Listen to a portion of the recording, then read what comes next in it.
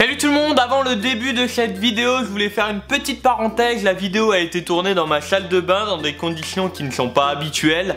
Il n'y a pas d'éclairage particulier, il n'y a rien pour faire des vidéos comme en studio ou autre. Donc désolé s'il y a des moments la vidéo est pas de très bonne qualité, mais le principal c'est le contenu et ce que je vous dis. Donc voilà, c'était juste un petit message pour vous expliquer un peu les conditions. C'est dans ma salle de bain, dans ma baignoire même.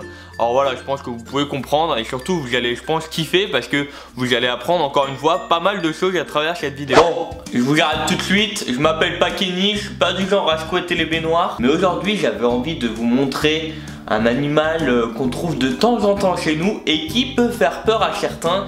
Et j'avais envie de vous donner quelques petites explications à son sujet. Alors elle se trouve juste là. Alors effectivement comme ça elle a pas l'air très grosse, mais regardez, quand on zoome un peu, effectivement elle a pas forcément une très jolie tête. Après tout dépend de ce qu'on aime ou ce qu'on n'aime pas. Mais je voulais vous donner quelques petites explications par rapport aux tégénaires qu'on peut trouver à l'intérieur de nos maisons et très souvent à l'intérieur de nos baignoires. Bon, la première question à se poser, c'est qu'est-ce qu'elle glande dans ma baignoire? On est d'accord? On lui a jamais demandé de venir, moi je voulais prendre ma douche tranquillou et elle était là. La chose qu'il faut savoir, c'est que déjà, il y a de grandes chances que ce soit un mâle. Alors effectivement, je me suis pas amusé à aller voir à la loupe, mais tout simplement les tégénaires que l'on trouve, c'est souvent les mâles car ils cherchent à aller se reproduire. Et souvent la femelle, elle est un peu plus fainéante, on va dire, elle reste dans son coin à attendre le mâle. Et le mâle tombe sur des endroits comme les baignoires où il peut tout simplement plus sortir. Il n'est pas juste venu ce matin histoire de me dire Luc, voilà je viens de faire chier. Non, elle était là depuis un moment et elle essaye de sortir.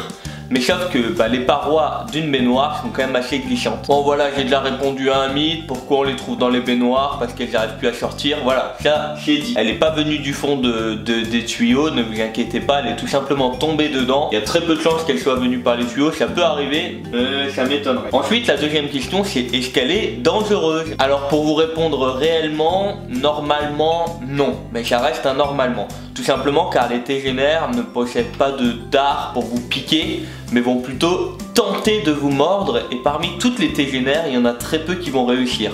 Alors elles vont même pas tenter, excusez-moi du terme, mais elles vont tout simplement vouloir se défendre en cas où vous leur faites peur. Il faut savoir qu'une araignée ne va pas reconnaître si elle est sur quelque chose de vivant ou sur un mur.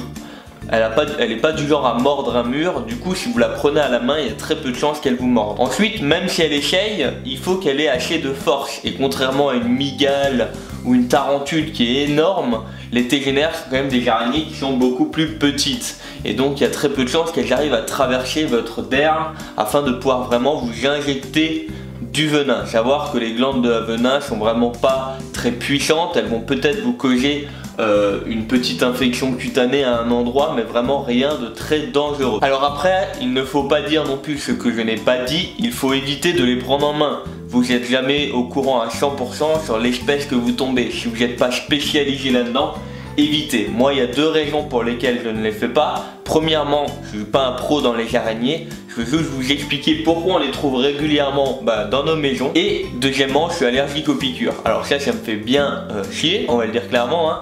Tout simplement car je suis passionné par plein de petites bêtes qui peuvent potentiellement nous piquer. Mais je ne peux pas, je suis allergique aux piqûres et moi je suis plutôt du genre à finir directement aux urgences. Une autre question, c'est qu'est-ce qu'on en fait? Alors effectivement, on peut très bien passer un coup de jet d'eau et la tuer. Donc elle va partir, elle va certainement mourir.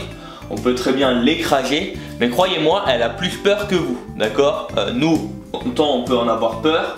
Mais croyez-moi qu'elle, elle flippe là. Là, elle est en train de flipper, mais réellement.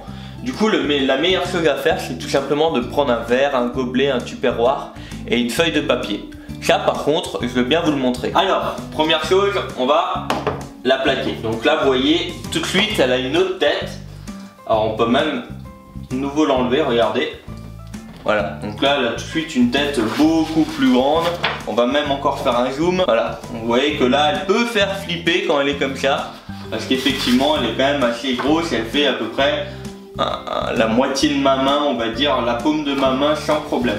Donc là on va la plaquer. Voilà.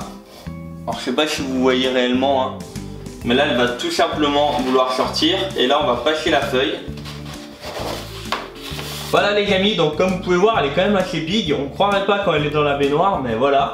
Donc comme je vous l'ai dit, elle n'a pas de dard pour piquer. Par contre devant, sur le bout de mes doigts là, vous pouvez voir des espèces de petites mandibules et tout. Alors je suis pas un spécialiste dans les araignées, mais je voulais vraiment vous montrer également pourquoi on les trouve dans nos baignoires, toutes ces choses là.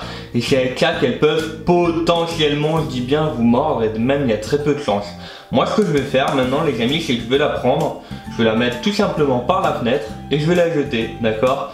Donc on va la mettre par la fenêtre, je vais même m'arranger pour pas qu'elle tombe du deuxième étage. Comme ça, elle pourra continuer à faire sa vie. Il faut savoir que dans vos baignoires, elle meurt au bout d'un moment ou alors elle trouve un moyen au bout de plusieurs jours. Mais en général, elle finit d'abord par être tuée par les gens. Et ben voilà les amis, l'araignée a fini sur une plante. Elle va très bien, je l'ai vu même partir pour vous dire. Si cette vidéo vous a plu, n'oubliez pas le pouce bleu. N'oubliez pas également de la partager. Je vous dis à très bientôt pour une prochaine vidéo. Prenez soin de vous, prenez soin de vos proches et prenez soin de vos animaux. C'était Luc de chez Blefaiche. Ciao tout le monde.